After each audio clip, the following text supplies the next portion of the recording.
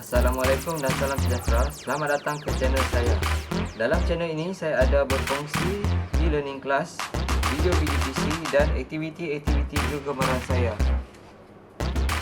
Saya juga ada menyediakan tutorial digital tentang pendidikan dan banyak lagi di bawah satu channel. Jika anda baru di sini, sila like, share dan subscribe kepada channel saya. Assalamualaikum dan salam sejahtera. Kembali kita dalam pendidikan jasmani tingkatan 4. Kita masuk standard pembelajaran penyalahgunaan bahan. Tajuk kita hari ini adalah penyalahgunaan bahan. Standard pembelajaran menerangkan jerat dadah yang pertama. Yang kedua, menjelaskan situasi berisiko yang membawa kepada jerat dadah. Seterusnya, yang ketiga, membincangkan implikasi jerat dadah kepada diri, keluarga dan masyarakat. Dan yang keempat, menjana idea untuk mengelakkan jerat dadah. Pengenalan. Kita masuk pengenalan. Penyalahgunaan dadah, penyalahgunaan bahan dikaitkan dengan pengambilan dadah. Tujuan asal bahan ini adalah untuk tujuan perubatan, namun telah disalahguna oleh beberapa pihak tertentu dengan bertujuan untuk berhayal bagi mendapatkan keseronokan sementara. Penagihan dadah bukan saja memusnahkan kehidupan individu, malah melibatkan masalah kepada keluarga, masyarakat dan negara. Jerat dadah ataupun menjadi keldai dadah bagi tujuan pengedaran bahan terlarang akan dikupas dalam unit ini. Kemahiran kecekapan psikososial dapat mengelakkan individu daripada terjerat dengan dadah. Kita lihat keratan-keratan akhbar. Yang pertama kita boleh lihat di sini, dimakan kawan. Keldai dadah dimakan kawan. Kawan kita suruh kita menjadi keldai dadah. Kawan-kawan yang menipu kita untuk menjadikan kita keldai dadah. Kita tengok ini caranya. Telah ditangkap menjadi keldai dadah. Wanita Malaysia bekas keldai dadah rayu dibawa pulang. Bila kita jadi keldai dadah, kita akan ditangkap oleh pihak berkuasa. Bila kita ditangkap oleh pihak berkuasa di negara yang lain, kita tidak boleh dibawa pulang. Kita akan menjalani hukuman di sana. Pemandu dadah pelancong. Pemandu dadah. Ini adalah keratan akhbar pemandu dadah. Umpan layanan yang baik. Selalunya kedai-kedai dadah ni akan diumpan dengan duit, dan barang-barangan yang lain untuk diumpan supaya sanggup untuk menjadi keldai dadah. Seterusnya kita tengok wanita keldai dadah dibawa pulang. Ini adalah tugas kerajaan atau pihak tertentu yang membawa wanita yang telah menjadi keldai dadah ini pulang. Keldai dadah telan 90 kapsul syabu untuk serah diri. Hukuman terhadap keldai dadah ini adalah mati mandatori. Mati kerana dia telah membawa dadah itu keluar, jadi membahayakan kepada negara. Mari kita lihat jerat dadah dan situasi berisiko yang membawa kepada jerat dadah. Apakah maksud jerat dadah? Ini yang ditanya oleh pelajar di sini. Apakah maksud jerat dadah? Gurunya menjawab, jerat dadah ialah keadaan individu yang dipengaruhi atau dipedaya oleh individu yang lain bagi menagih dadah atau dijadikan sebagai keldai dadah. Jerat dadah untuk menagih dadah atau dijadikan sebagai jerat dadah. Keldai dadah iaitu membawa dadah. Keldai dadah bermaksud mereka yang ditipu, dipaksa atau dipedaya bagi tujuan menjual dadah di dalam atau di luar negara tanpa mengetahui bahawa mereka membawa dadah atau menjadi ejen pengedaran dadah. Membawa dadah atau menjadi ejen pengedaran dadah. Baiklah, hari ini kita akan membincangkan tentang situasi berisiko yang membawa kepada jerat dadah. Guru ini suruh kita bentukkan kumpulan-kumpulan kecil berempat dan lakukan simulasi situasi yang diberikan. Kita tengok situasi yang pertama. Individu yang mencurigakan meminta bantuan untuk menjaga beg atau memegang sebarang barang miliknya. Contoh, individu yang mencurigakan. Dialognya seperti ini. Maaf cik, saya mau ke tandas sebentar. Bolehkah cik tolong pegangkan beg saya? Sekejap sahaja. Selepas selesai saya akan ambil semula.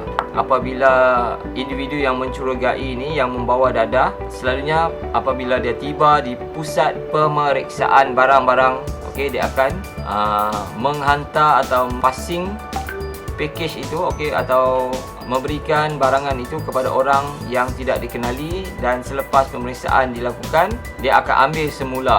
Okey, jika lepas dia akan ambil semula barangan tersebut. Okey, jika tak lepas, yang akan ditangkap adalah anda, bukan individu yang membawa barang itu untuk pertama kali. Okey, kita tengok sasaran sebagai mangsa. Okey, minta maaf encik, tidak boleh. Saya ada hal yang perlu disegerakan. Kalau boleh, kita elakkan daripada bercakap dengan orang yang tidak dikenali. Walaupun bagaimana rupanya, tua atau muda, kita tengok baik mukanya atau tidak baik mukanya, kita harus berhati-hati. Okey, individu mencurigakan akan memberikan upah. Okey, seperti dialog ini, saya akan bagi bayaran kepada cik. Tanda ucapan terima kasih kerana sudi membantu saya. Kita sebagai orang tidak seharusnya membantu jika dia sangat mencurigakan. Anda perlu menjawab seperti ini. Terima kasih atas niat baik encik. Okey, saya cadangkan encik letak saja di tempat penyimpanan beg. Lebih selamat begitu.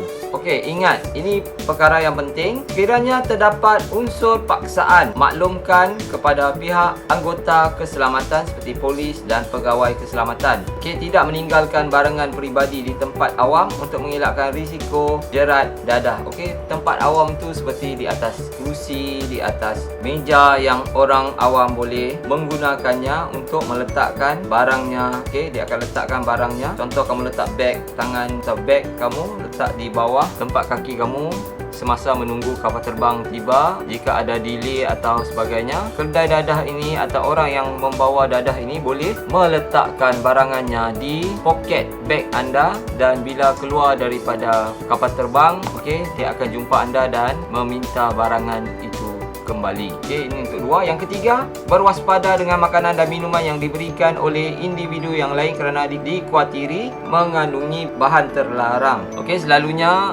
orang yang akan mengenakan kita, dia akan menggunakan dadah, sejenis dadah yang boleh menghayalkan kita, yang boleh dimasukkan di dalam makanan dan minuman. Ini juga kita kena berwaspada apabila diberikan oleh individu yang lain minuman atau makanan. Okey, tidak mudah percaya janji atau tawaran serta pulangan lumayan sebagai ganjaran. Okey, kita kena berhati-hati supaya kita tidak mempercayai janji, okey, duit yang mereka nak bagi berserta pulangan lumayan sebagai ganjaran. Okey, tahukah anda pihak polis dan kastam merupakan dua badan yang sentiasa menjalankan aktiviti pencegahan dadah. Pihak polis dan kastam sentiasa bekerjasama untuk mengawasi perairan negara supaya tidak dicerobohi oleh penyeludup dadah, selain daripada mengawal pintu masuk ke Malaysia daripada aktiviti penyeludupan dadah. Seterusnya kita ke situasi yang kedua. Okey, situasi ini adalah proses temuduga melalui atau menerusi panggilan telefon. Okey, penemuduga akan bertanya seperti, okey, selamat pagi, boleh saya cakap dengan Encik Daniel?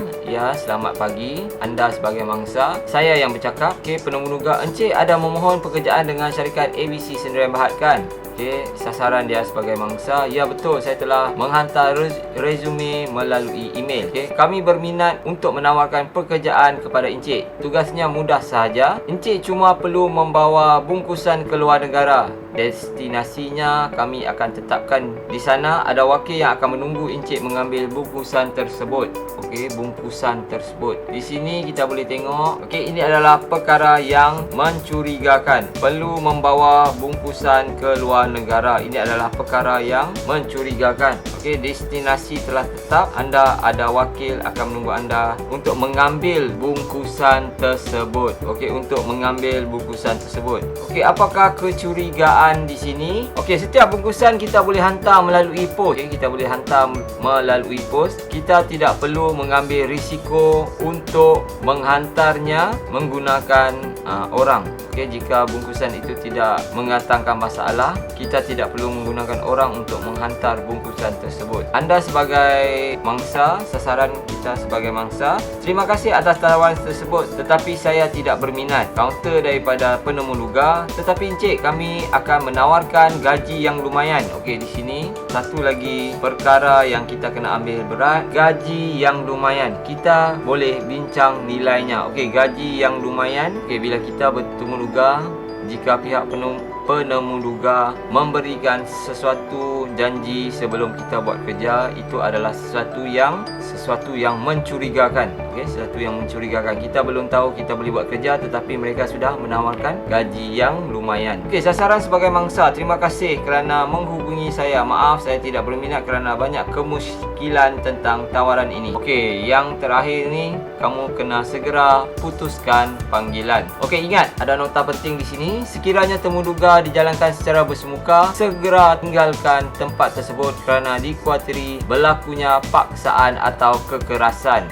Paksaan atau kekerasan. Anda kena berhati-hati. Elakkan daripada mendedahkan maklumat peribadi seperti nombor kad pengenalan, alamat tempat tinggal dan sebagainya jika terdapat kemusykilan tentang individu yang membuat panggilan. Berwaspadalah dengan tawaran gaji yang lumayan, lebih-lebih lagi jika tidak setimpal dengan pekerjaan atau tugas yang perlu dilaksanakan. Jika gajinya melebihi daripada apa yang kamu buat, kamu perlu berhati-hati, takut kamu terlibat dengan perkara-perkara yang tidak baik. Info tambahan. Akta Dadah Berbahaya 1952 pindaan 1998 ialah akta berhubung dengan bidang kuasa mahkamah untuk mengawal pengimportan, pengeksporan, penghilangan, penjualan dan penggunaan candu dan beberapa dadah berbahaya yang tertentu. Mari kita lihat implikasi jerat dadah kepada diri, keluarga dan mangsa. Murid-murid membaca cerita-cerita atas talian dan menghuraikan implikasi jerat dadah kepada diri, keluarga dan masyarakat semasa PDP di dalam kelas. Apakah implikasi dia? Kita lihat contoh di sini.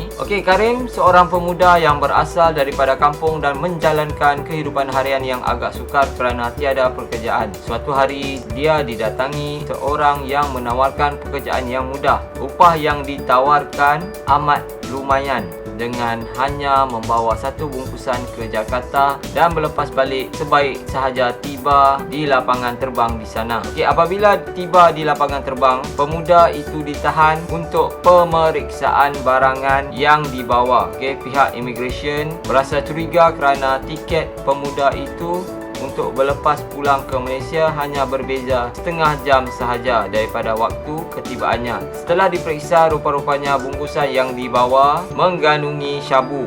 Syabu atau dikenali sebagai ais. Dadah itu membawanya ke tirai besi dengan hukuman penjara selama 12 tahun. Kisah sedihnya sampai ke pengetahuan ibu dan ayah yang tidak dapat tidur malam sehingga dipanjangkan ke satu badan bukan kerajaan iaitu NGO tempatan untuk diringan dengan pihak berkuasa di sana. Kurang-kurangnya biarlah dia dibenarkan untuk menjalani hukuman di penjara di negara ini. Tetapi agak payah. Kisah malang pemuda itu harus diambil iktibar oleh anak muda negara ini. Jika dia ditangkap di luar negara, dia akan dihukum mengikut akta di luar negara. Kita tidak boleh buat apa-apa kerana dia ditangkap di sana. Kesan kepada diri. Yang pertama adalah kesan kepada diri, kesihatan terjejas. Kesihatan kita akan terjejas dengan apa yang berlaku. Kita akan stres.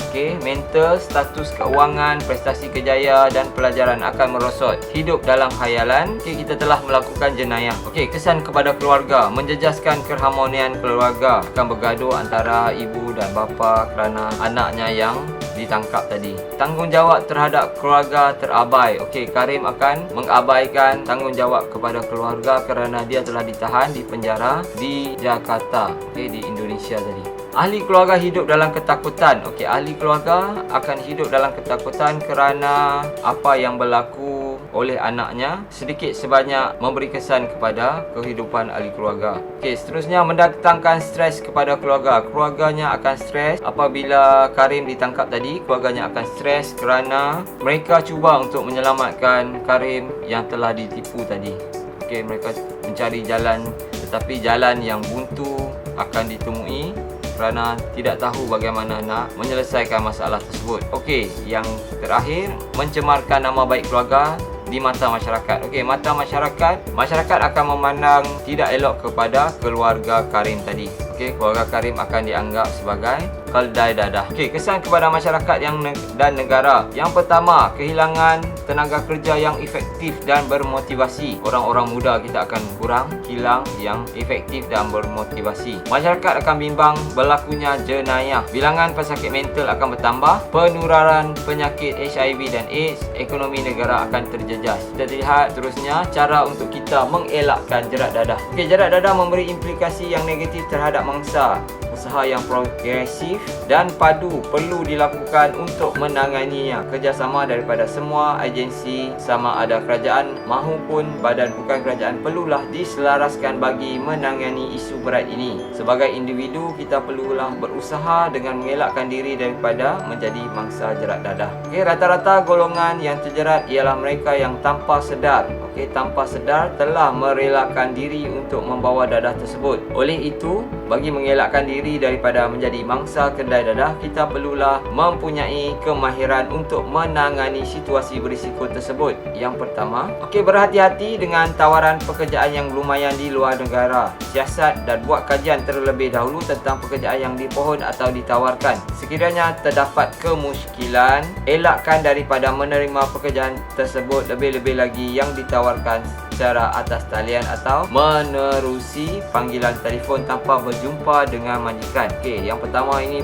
perlu berhati-hati di zaman sekarang. Okey, banyak cara mereka boleh menipu kita dengan membuat tawaran pekerjaan yang lumayan yang tidak masuk akal di luar negara. Yang kedua, jangan membawa barang yang dikirim oleh orang lain. Okey, kebanyakan mangsa jerat dadah membawa barangan seperti beg yang dikirim oleh orang lain. Mereka diminta untuk menyerahkan barangan tersebut kepada pihak lain yang menunggu di lapangan terbang. Okey, kita masuk. Tahukah anda? Okey, sebahagian besar dadah dibawa masuk ke Malaysia dari Thailand, Myanmar dan Laos. Bagi memastikan bahan-bahan berbahaya ini tidak dibawa masuk ke Malaysia, semua pintu masuk ke negara ini sama ada darat, laut dan udara dikawal ketat. Berbagai langkah dijalankan bagi menyekat kemasukan dadah seperti pemeriksaan di pusat kargo, melakukan ujian air kencing secara rawat di pintu masuk dan penggunaan anjing pengesan. Okey, ini adalah sedikit info tambahan. Cabu atau nama lainnya metafetamin sangat terkenal dalam kalangan sebilangan remaja.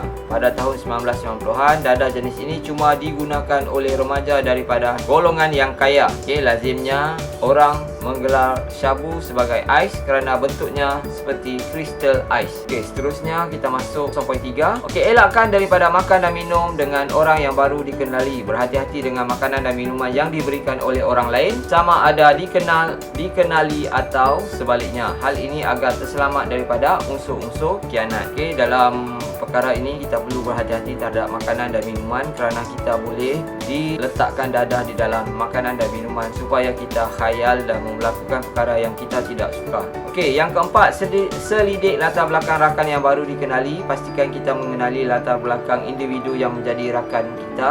Okey, di mana kerjanya, alamat rumah dan sebagainya. Elakkan daripada berkawan dengan individu yang mencurigakan. Okey, yang kelima, tinggal bersama ahli keluarga akan dapat mengawal pergerakan kita agar tidak selalu bebas dan membuat keputusan terburu-buru. Sekiranya berjauhan dengan ahli keluarga, ziarahlah mereka apabila kelapangan dan berhubung mereka dengan kerap untuk bertanyakan kabar. Okey, yang keenam, percaya diri bahawa anda boleh berjaya. Individu yang percaya kepada diri tidak akan mengambil jalan mudah untuk hidup senang lenang. Mereka akan berfikir panjang jika ditawarkan dengan sesuatu yang lumayan. Okey, pada pandangan anda, soalan di bawah ini, pada pandangan anda, kenapakah kes wanita Malaysia yang dijadikan kedai dadah oleh sedikit dadah antarabangsa terus meningkat? Cadangkan langkah-langkah untuk menanganinya. Okey, cadangkan langkah-langkah untuk menanganinya. Okey, ini soalan yang kamu perlu buat. Okey, sampai di sini saja untuk kedai dadah kita hari ini. Anda boleh lakukan